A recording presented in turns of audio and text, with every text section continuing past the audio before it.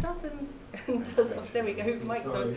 I've built dozens and dozens of WordPress websites for small business owners. I decided that I wanted to specifically work with small business owners when I left the corporate world, because those are the type of people we couldn't help in agency because they didn't have enough money and they were, it wasn't interesting enough or creative enough or innovative enough. But small business owners really needed help, and so that's kind of one of the things I wanted to address when I went out on my own, is how can I help small business owners but still earn some money for myself? And it wasn't through building websites, even though I tried, because there's only one of me, and there's lots of small business owners out there in the world. But I got this process of building a website for a small business owner so that I could make some money and also make them happy into just 2 days. So we're not talking like big websites like you saw me drunkenly winning awards for before, but we're talking like brochure websites that are functional, that can help them generate leads, that can collect emails. It's a place where they can put new content on an ongoing basis, and that's down to 2 days. And I was able to do that because of all of my experience, my 20 years experience that I spoke about at the beginning. But quite often when I was finding new business owners who wanted a new website, really what they wanted to know was how to do it themselves. Right? They didn't actually want to pay someone to do it for them. There's something about small business owners that despite all of the products and the services and the coaching that's out there, that's like, we'll take that headache away from you. Tech's horrible. You don't want to do tech. Let someone else do it for you. Outsource it, sub it out. It's actually, small business owners really, really want to know how to do this stuff themselves. Even though their to-do lists are crazy long, they definitely want to know how to master something like building a website. So it got me thinking, how can I serve as many people as possible, not have to do this one-to-one, how can I scale this up? So I developed a course, I haven't written it yet, and I talked about this at WordCamp last year.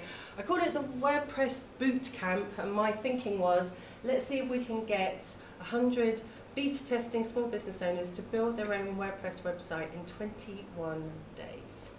Essentially. So I got them into a group. There I am going hi on Facebook Lives.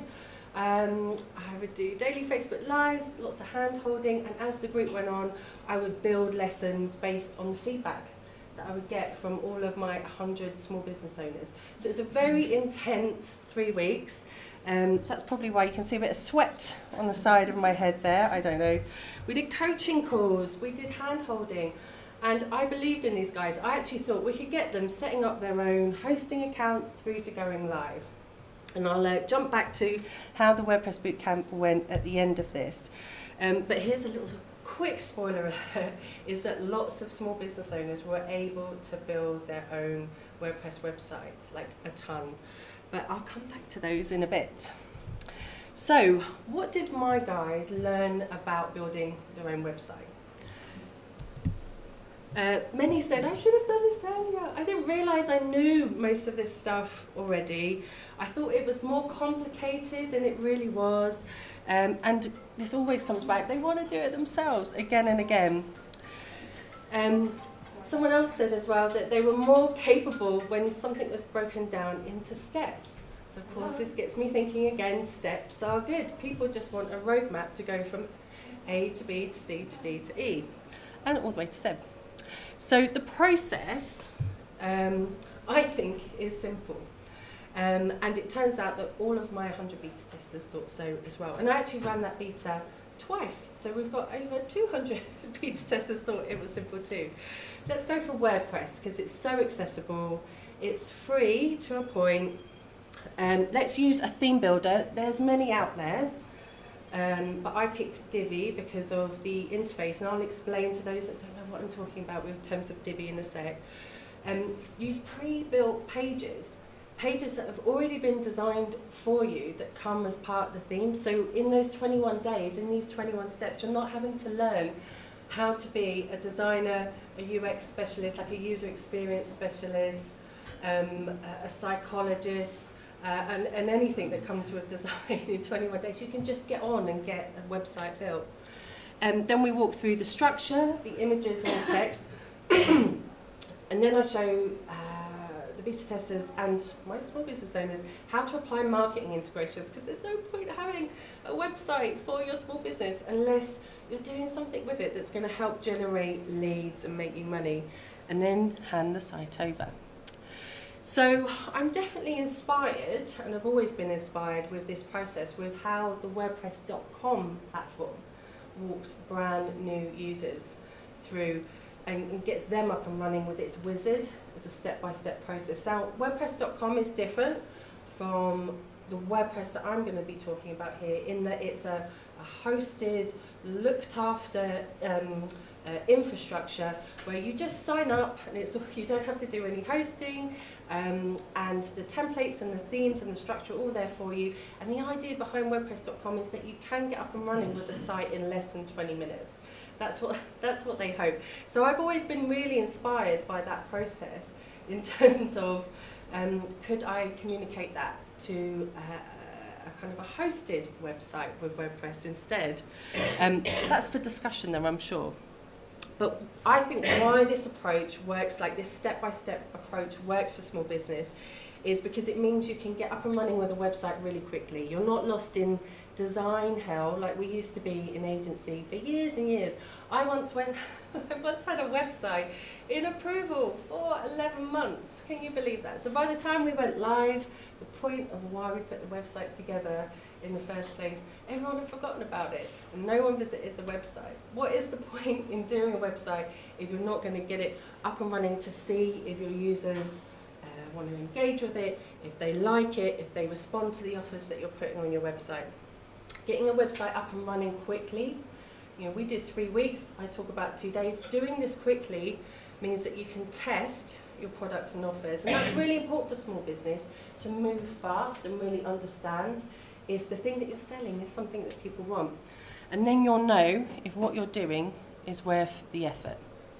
So I'm going to take you through the 21 steps now. Please stop and ask questions as we go along, by all means. But this is the 21 steps, the 21 days that I took my beta testing students through in order to get them up and running with a WordPress website. So first stop, buy hosting. And I made my students buy their own hosting. Because I didn't want to take responsibility for that. I wanted them to understand the control that they would have over their own websites by buying the hosting. Because quite often a developer or a designer will say, I'll look after that for you.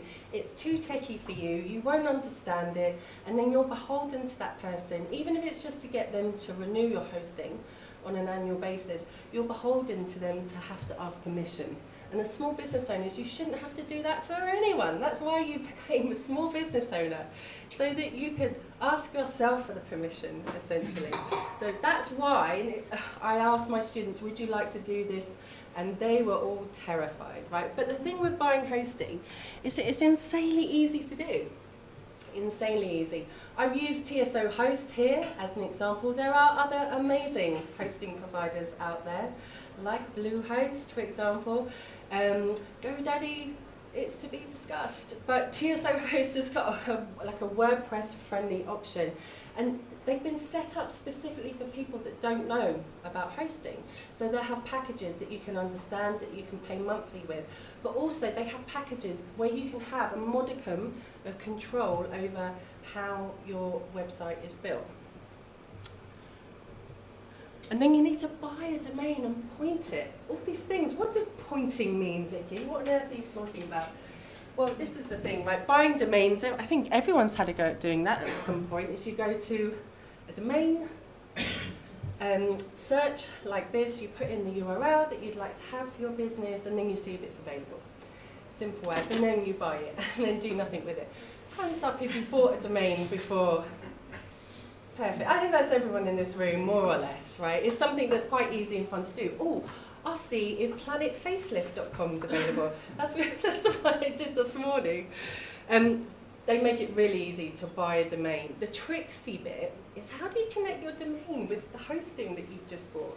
If you buy your domain with the hosting provider that you've just purchased your hosting account from, quite often they'll do all of that work for you. And quite often they'll give you a free domain as part of buying that hosting package as well. Forgive me, a cardinal sin, I've missed an S off of WordPress. Sorry guys. That's what happens when it's half term and you have children here like this as you're doing this presentation. But you need to install WordPress. So what does that mean? It means you need to actually get the WordPress code and get that on the hosting account that you've just bought. So, and I've made that sound really easy because it is really easy. But again, I think developers and the community at large kind of mystify it to make small business owners think, I couldn't possibly do that. And I made every single one of my beta testers go and install WordPress on their own hosting accounts, using a little something in their hosting accounts called the cPanel.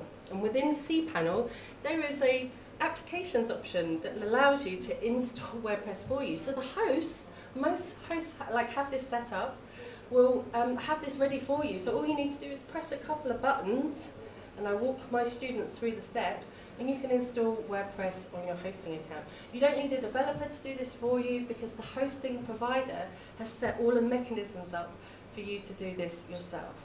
So my students got to that point and thought, oh my God, like their heads were like that meme where they're like seeing the matrix and stuff. They're like, I did this myself. And you know, it was just pressing a few buttons that took them through the steps essentially. I would say that's the most confusing part of it all because it's not user-friendly. You have to kind of search for where it is on your hosting site. And I found that really confusing. Once I've done it, it was fine. Absolutely, and that's why one of the things that I talk about emphatically is to use the hosting provider support system. They often have little chat boxes, especially if they're based in the UK. They'll respond to you in the right hours, or you can like raise something called a ticket and ask them to help you. That's what you're paying for your hosting for. Is part you're paying for that as part of your hosting account essentially. So what does it actually say underneath the applications? This says install applications, and this is a little doowacky that comes as part of most of the cPanel section that you can access as part of your hosting account with TSO Host and with other hosting providers are available. A question. Is there a difference between WordPress.com and WordPress.org? Definitely. So WordPress.com is a hosted WordPress option, so you don't have to install code on there. It's done all for you. So it's a bit like going to Facebook and setting up a brand new Facebook page. You don't have to do it off-site from Facebook. It's all done on the platform for you. But you are beholden to how they have everything set up, the domain name that you can have. There's limitations, but hosting it yourself means there's no limitations, essentially. And WordPress.org, is it? It's the code, the same code, but it's available. You can download it right now straight from WordPress.org, or all of these hosting setups have got it available to install directly onto a hosting account. So it's the code. You can install it on any server, any hosting account throughout the world. Which is better for a novice? For a novice, well, I think novices can do the .org, the hosted, the non-hosted option, like the non.com option essentially. Yeah. If I could just add, maybe helpfully, Perfect, thank you. WordPress.com. If your name's Joe Blogs and you want Joe Blogs website, you have to have joeblogs.wordpress.com as a domain name. If you're on WordPress.org, you just have your joeblogs.co.uk. Also, when Vicky talks about the templates or the themes that you can buy, the different looks of sites, you get more sites on WordPress.org available than you do on WordPress.com. So there are more advantages, I would say, to a WordPress.org. But WordPress.com it's simple, but I would say not appropriate really for most small businesses. Yeah, and the final reason why it's not probably appropriate is the more you want to add to it, the you'll have to go through a paywall then. So if you want to turn your .com site into an e-commerce site and sell on there, they'll charge you. If you want to add a certain app, they'll charge you. So not just that, but they've got control of your data. yes, And if you ever piss exactly. them off, just obliterate you. Exactly. So going back to my point earlier, is you shouldn't have to ask permission for anyone for your Yeah. stuff. You should have it hosted in your own little domain, on your own little bit of land on the internet, essentially. Okay, I'm going to move on to the next bit. We can always come back to that. So, next steps. You've got your own hosting account. You've pointed a domain to your hosting account. all done probably through the step-by-step wizards that your hosting provider has set up. And you've installed WordPress on it. Now what? So now you need to configure your WordPress installation. And that's quite easy, I promise, especially with the kind of newer versions of WordPress that have come out. The community works so hard on these new versions. They look absolutely lovely now. So this is like what you'll see when you install WordPress for the very first time. You'll have a dummy theme like this. This is the 2020 theme, and a little post that says "Hello World," and that's it. And what you'll need to do is go into the admin of your new WordPress install and make sure that you add users with emails that you recognise and can access, so that if you ever lose your password, you can recover it. I've seen so many times people get through the big tech challenges of installing WordPress and then forget the username and the password that they set when they first installed WordPress. So that's kind of like, write it all down and then go in and update your users. So a user will be related to an email and a username and a password that you set. And then go and update those passwords, because quite often, and this isn't the case so much anymore, but some installations will just add like a sort of a temporary username and password, like admin and pass. And there's a lot of hackers out there that when they first, I don't know how they do this, but they will sense that your site has just been installed, because they send their crawlers and bots out into the internet to go find new installations. They'll try and hack into your site using admin pass. And there you go, you've lost your brand new WordPress website before you've even started. So you need to go and update your passwords to something really secure as well. And then you need to add a nice site title at the very minimum, so it doesn't say my blog at the top of your WordPress website. And then you need to hide your site from search engines so that Google doesn't find your site whilst you're in the middle of customizing it. And remember, I can do this in 2 days, so it doesn't matter if Google finds my site in 2 days. But I recommend you take 3 weeks at the very minimum to put a site like this together.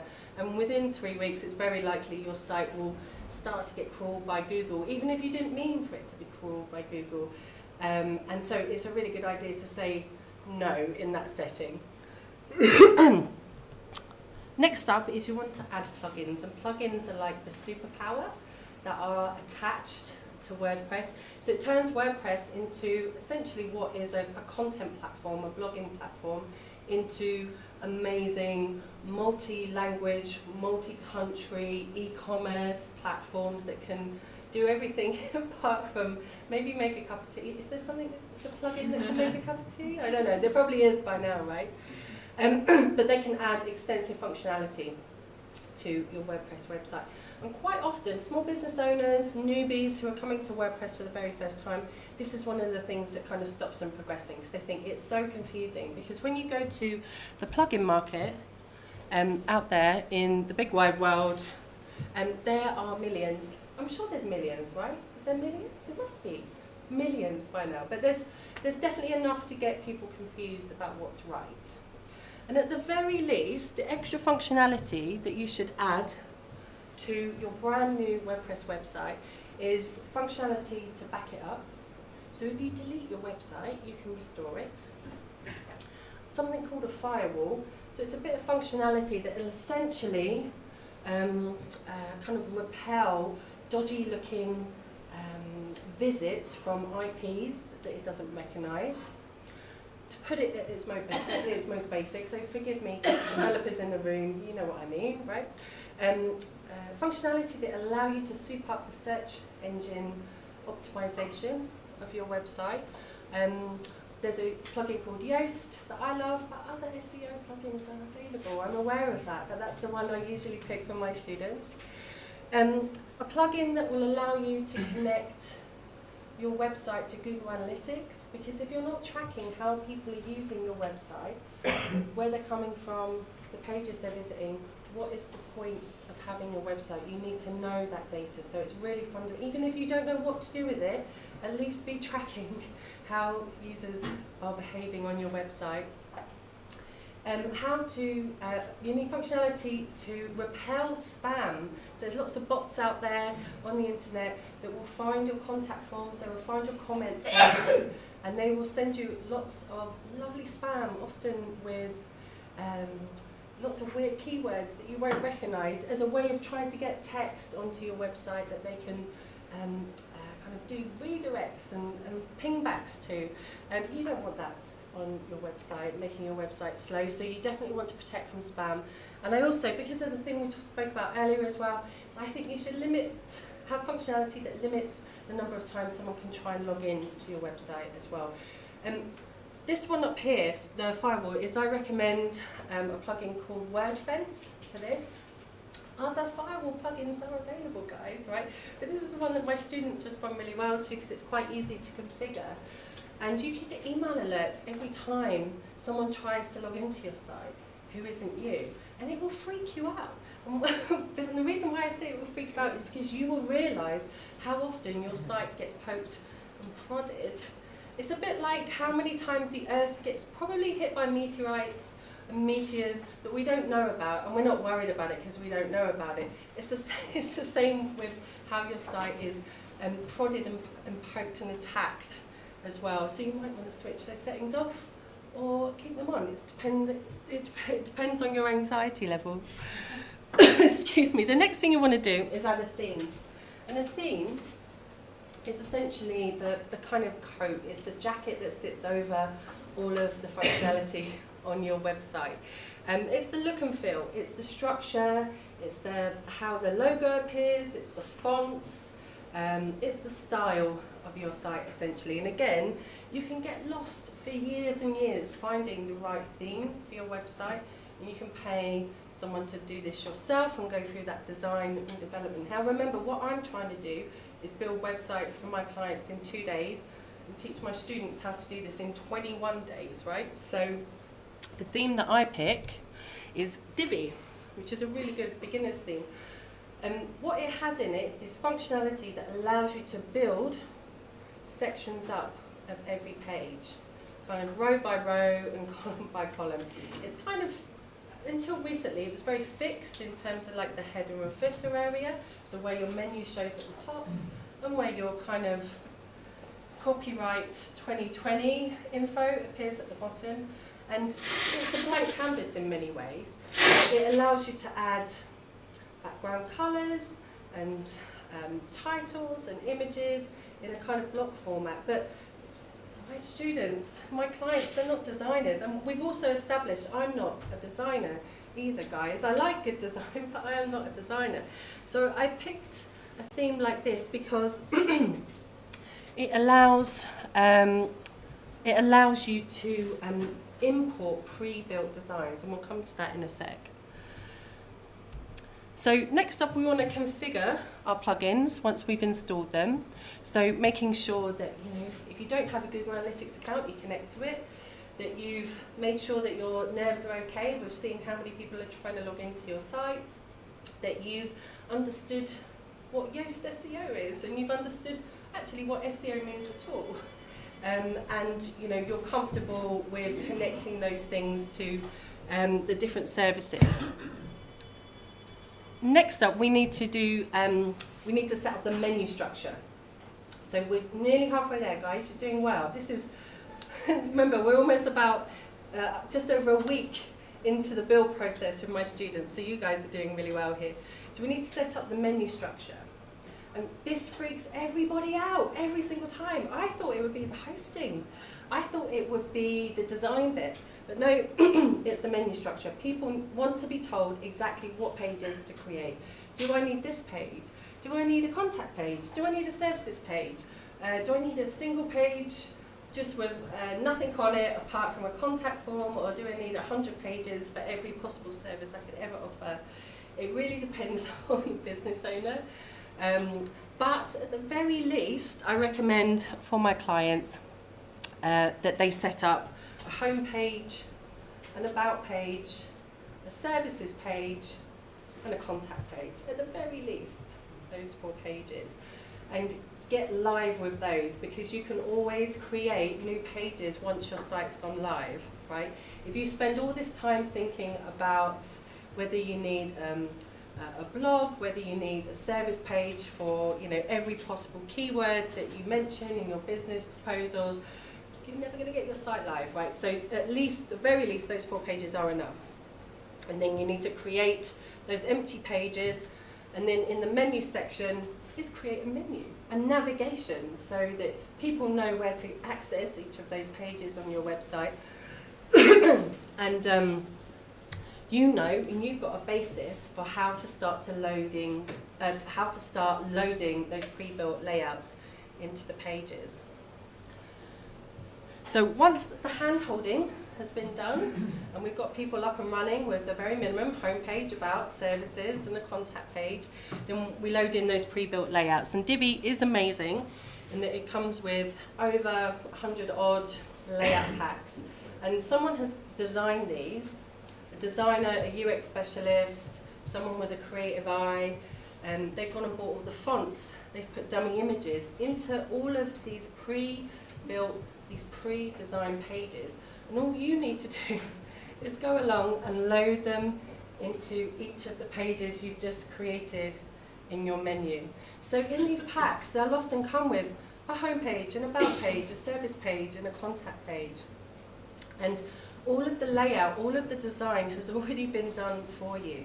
This means we can skip the months that we used to spend in agency going back and forth about, is the font the right height? I'm not sure. Do we need a black and white image, or we need a colour image? Like, we're meant to be moving fast for a reason for small businesses, because the more that you delay, the less you're doing the work that's bringing in you money. Especially if you're a small business owner on your own. This is time that you can't spare. So using a pre-designed layout is definitely a way forward. There are other builders, and there are other ways that you can load in templates from plugins and other builder kind of functionalities that are out there. But I love using Divi because it is literally a matter of pressing some buttons. I want that layout and that layout and that layout, and it's loaded straight into the page. And then the next step, so this is like, I love this meme, and I love showing this because this is what we used to joke about in agency work. Clients think this is how a design's made. Well, this is how a design is made in Divi. Why can't it be like that? So someone can just go along and say, I want that one. There's no time in the small business world to think, I want a really unique, original design that no one else has got. You don't have time to do that. We need to get a website up and running, and then you can spend the next 5 years making it yours and unique. But let's get up and running quickly with your very own WordPress website now. So this is where actually most of the time ended up being spent in the WordPress bootcamp, because all of a sudden I had awakened the inner desire, designer, or desire to be a designer, I should say, in my small business owners. All of a sudden they're like, oh, I'm just going to play around with some fonts and some colours, some of that, oh my God. So the first thing I get them to do is to configure the header and the footer. And that's the important thing. Get the design of your header right first, where the menu shows and where your logo shows, and then we can talk about loading those designs in. And just some of the creative ways of combining yellow and purple together, or green and gold, and other such hard on the eye contrasting colours is immense. But what would then kind of come through for my business owners is an understanding of design principles once those layouts are kind of come in. So we go through and we configure the design, we update the images, we update the text, and we update the buttons. And that's as much as I encourage them to do, is change the links, put your own copy, your own text in, and update the images so that they're original. And then have a play around with the colour for sure, but try and keep it within the parameters, the kind of constraints that the layout has given you. Obviously, some people would always go off-piste, and why not go off-piste? If you want to be slightly wacky and original, do it. It's your website. Just remember to come back to a couple of design principles every now and then, which is make it easy to read and make it accessible to read. So with Divi in particular, and I would say that this can be this can be said for kind of other builders as well, is that they'll have functionality that is designed for people that aren't coders, okay? Because that's the way they've built them. They'll have toolbars that are consistent throughout all of the theme. They'll have icons that you'll start to learn, okay, this is where I do the settings, this is where I delete something, this is where I copy something. They're not designed for coders, they're not designed for developers, they're designed for people who've never done design before. And so it's very difficult to delete something, it's very difficult to break something. And if you do, they have, it's not on the toolbar here, but they kind of have undo buttons, like you'd be used to using in kind of tools like Canva, which are more, as a design tool that's more accessible to newbies. I definitely say that this, as a theme builder, is more accessible than any other tool that I've trialed and used. Things do get broken and deleted, and there is a bit of a roadmap to getting certain things complete, which is why having someone to hold your hand, much like I did in the WordPress bootcamp, really works, because someone can, like my students can confirm if they were right about something, or kind of get help on finding the setting that they couldn't find. But more often than not, they just get on with it and wouldn't ask for my help. And then part of the design configuring process is adding modules. And we spoke earlier about plugins, like that extra functionality that you can add to your WordPress website. Divi has a lot of functionality built into it, so you don't actually need extra plugins added to your site. You don't need a contact form plugin added, you don't need an email marketing integration plugin added, you don't need a social icon or a share functionality added. You can do all of that from within the 30 plus pieces of functionality it's got inbuilt into it.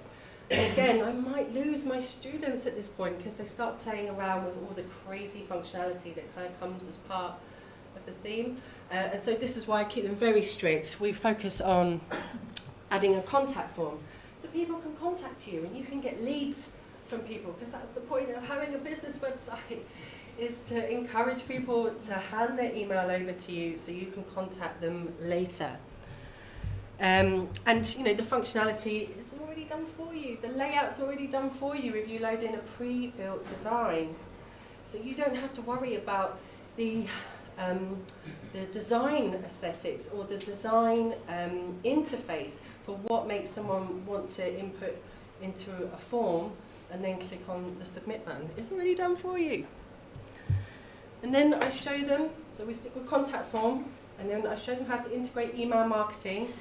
Even if they've never done email marketing before in their life, I walk them through how to do it and how to connect to a provider. I often choose MailChimp because it's free and it's quickly accessible, because you only need, I think, less than 2,000 subscribers before you have to pay, which makes that very attractive to small business owners on a budget. And again, this is all about the designs done for you. What makes someone want to hand their email and their name over on a website? And also, are they doing it ethically? Is it within privacy laws that exist now? Even though we've left the EU, we're still part of those privacy laws. Thankfully, the Divi module has all of those pieces of functionality embedded within it, so you can make sure that when people do hand their email over to you, they've checked a box to say that they are happy for you to contact them later.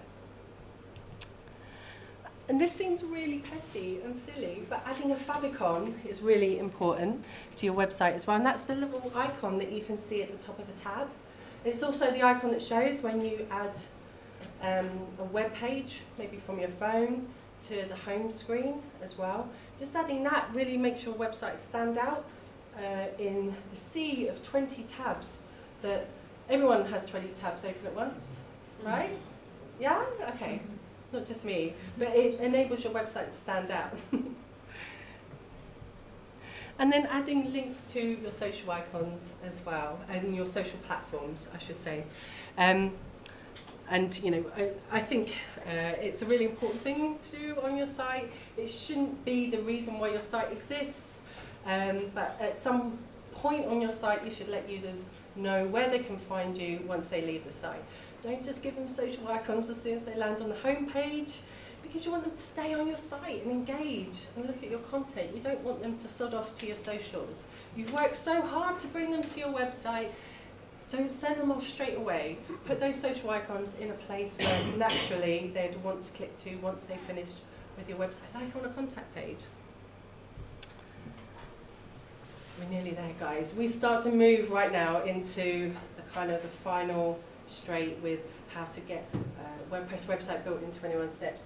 And my guys would have started to finish like tweaking the design elements of their website at this point. It's looking quite fancy. They're patting themselves on the back thinking, I've done quite well, I've got a website together.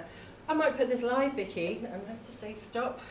We can't go live until we have your privacy policy on the website. So that's a really important part of building a website. Before you go live, you've got to make sure you've got a privacy page and a cookie disclaimer that pops up. And that's a plugin you can download and add to your site that asks users if they're okay with cookies being used on this website. Your business might have certain terms and conditions that it operates by. They probably need to be on your website. And if you're running, or you want to run, because remember this is just the start of your WordPress journey here, some type of e-commerce store in the future, you'll want pages that relate to how you do shipping and frequently asked questions. I mean, your businesses are going to be really personal to you. You're going to know them so much better than me. But you need to stop and think about whether that content needs to sit on your website or not. And it's often forgotten in the thrill of having built those pages and getting ready to go live. It's boring old Vicky comes along and says, no, but what about the legal stuff? And you should always get independent advice about privacy policies and terms and conditions as well. Don't pay someone on the internet to do it properly.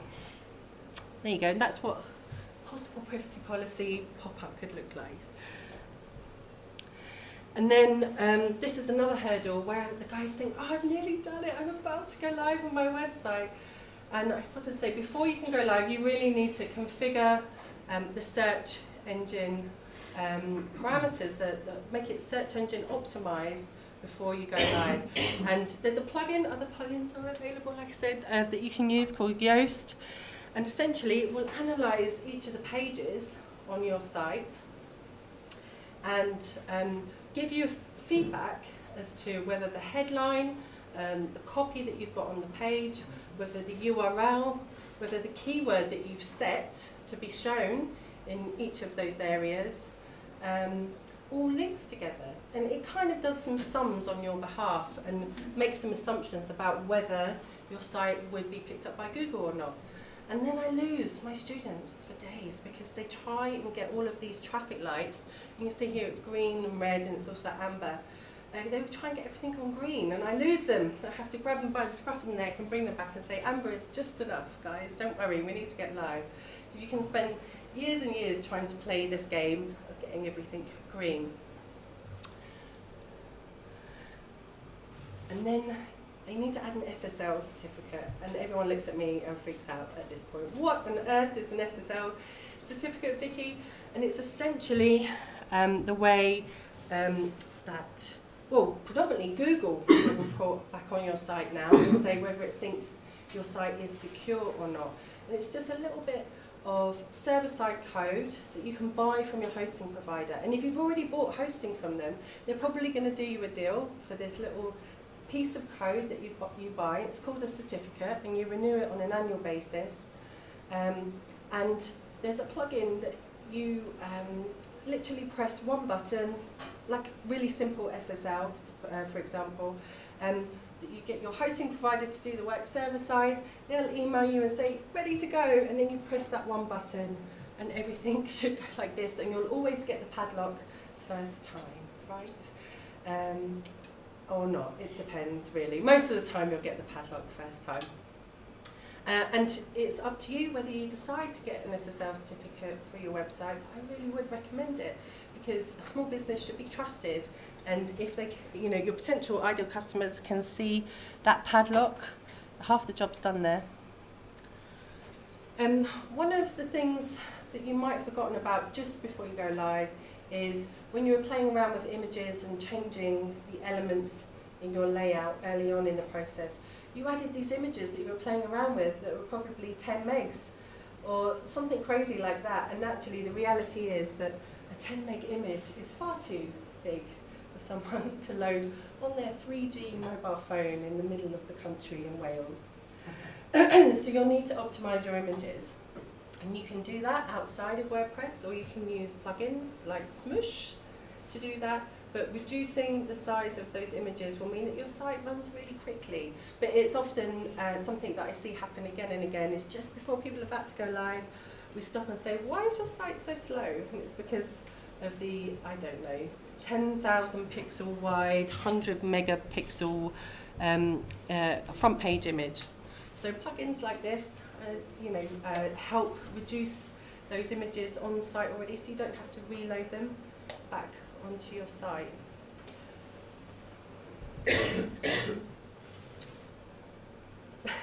So before we go live, I then train my students, and I'm saying here as well, is one of the important parts of going live is to back your site up.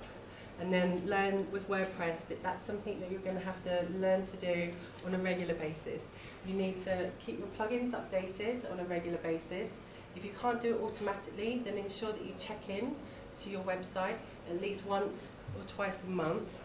You need to keep your theme updated as well. Whatever theme you decide to pick, but you need to go in and make sure that that's updated, and your version of WordPress needs to stay updated as well, because otherwise all of this lovely good work that you'll do might backfire down the line from a security point of view, because there are holes in the code, or there are vulnerabilities in the code that might be detected by those scary bots that we spoke about at the beginning of this. So just keeping that as a habit, that's the one thing you'll have to do as a busy website owner, is check into your site on a regular basis. Don't forget about it. Go into the admin and make sure that everything is secure and that you do regular backups. And one of the things that I skipped over, but not by accident, is the blog functionality within WordPress is probably the reason you're going to go back into the admin again and again and again. And I don't actually recommend using the kind of Divi functionality to create blog posts. I actually recommend just using the native, like the inbuilt functionality within WordPress to create your blogs, because essentially all you need to do then is create a headline, write text, add an image, and then a category. Right, that's all you need to do. And that should be the reason why, unless you develop a site that's going to have broader functionality and business needs in the future, that's probably the reason you're going to log into your WordPress website on a regular basis. And if you don't keep that content backed up, if you don't protect that content, there's a risk that you're going to lose it. So backing your site up on a regular basis is a must. So train yourself to do that. Every time you log in, say, right, I'm writing my weekly blog post this week. Just go and check, is everything up to date? There'll be traffic lights and all sorts of colours around the admin interface to let you know if something's not updated, or if you want to upgrade, because all of those plugins will ask you if you want to pay for more functionality. You never do as a beginner website owner, but also just make sure that you go and update your website at the same time as well. And one of the plugins I recommend, although other plugins are available, is Updraft Plus, which is press one button and your site gets updated. And then you can even set it to do it automatically every week or 2 weeks, so you never even have to think about it. It's just done for you. Perfect. Sorry, what was that called again? Updraft Plus, yeah. And it will ask you, do you want to pay for it? You don't need to pay for it. You can use the free version. Okay, finally, almost finally, is, remember we said at the beginning of this process, make sure your site can't be found by Google. Ignore that now. We want our site to be found by Google. So you can use a setting within Yoast to connect with the Google Webmaster. I'm showing my age here, sorry. With the Google Search Console, which is a kind of interface that sits alongside Google Analytics and will tell you how your site shows in Google Search. So Google Analytics is a really good tool that you install on your site to track how people visit your site and how they use your site. But the Search Console is an interface that tells you how people have found your site using search, and it's really powerful. And I'm sure at some point there'll be another WordUp about search that we possibly can't cover in 1 minute right now, but utilise the interface in Yoast or kind of other search plugins to connect with the Search Console, and they have interfaces that will talk to each other. So all you need to do again is just press buttons. You don't need anyone to install code on your behalf.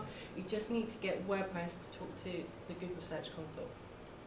And it will even set up an account for you as well. So then you go live. You have a cup of tea, some biscuits, yeah, and you pat yourself on the back. Well done, you got a site live. Check you out. And you know, of half of my 200 beta testers, well, let's just say with the 100, because this is the survey for 100, half of them got through the course. Very busy business owners, half of them got through the 21 days. And I would say a split majority said let's say half said 3 to 4 weeks was enough time to get up and running with a WordPress website. So if you're ever feeling analysis paralysis, that you can't possibly build your own WordPress website, it's going to take months and months and months. I've got 200 beta testers here who can tell you that actually it's probably going to take 3 to 4 weeks if you get your head down and you work through it methodically through these 21 steps essentially. And lots of lovely feedback. It brought confidence. I like this. The whole point for some of my busy business owners learning how to build their own WordPress website wasn't so that they could carry on doing this for all time, was so that they could learn enough that they could employ people to do this, or they could outsource it and not have people say $5,000 to update your site. Like, they could actually have conversations about how their site worked with outsourcers. I've got some great case studies here to quickly show you. We've got Katie, who owns Social Media Mummy, and she built her own WordPress website for her social media management business that she fits in around her kids, hence the name. Isn't that amazing? And then we've got Claire, who wanted to set up a blogging site for the shooting community, the ladies shooting community, because there wasn't a community for lady shooters in where she is up north in Cheshire, and so she's created a brand new community, and she did that all by herself with a lot of guidance. There's still design tweaks, but the point is we got live and created an online community, and then we can worry about whether the button can be, you know, read, or, you know, whether the blog posts are being picked up. The point is that she got live and she could create that community online, and that's essentially what it's all about. Same with Rachel here as well. It's not perfect. She's an online coach. It's not perfect.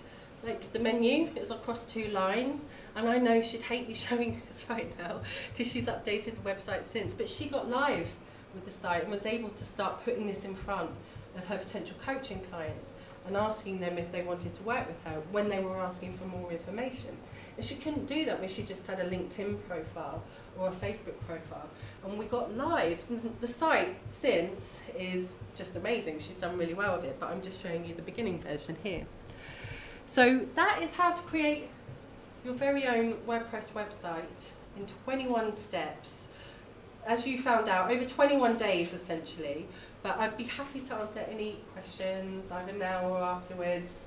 If anything seems scary or you want to find out a little bit more about any of the case studies, just let me know. But thank you for letting me talk to you about that today, guys. How much time each day were they spending? Entirely up to them. My recommendation was 1 to 2 hours, so over the 21 days. It was intense. Just give up EastEnders, basically. Pretty much. Or Netflix, you know what I mean? It's just, you know, when we do a lot of evening coaching actually, some A lot of them, this was a side hustle, right? So they were going to create the website to launch the side hustle, so they'd have to do it in the evenings. But some, they could, like, you know, give up the time in their working day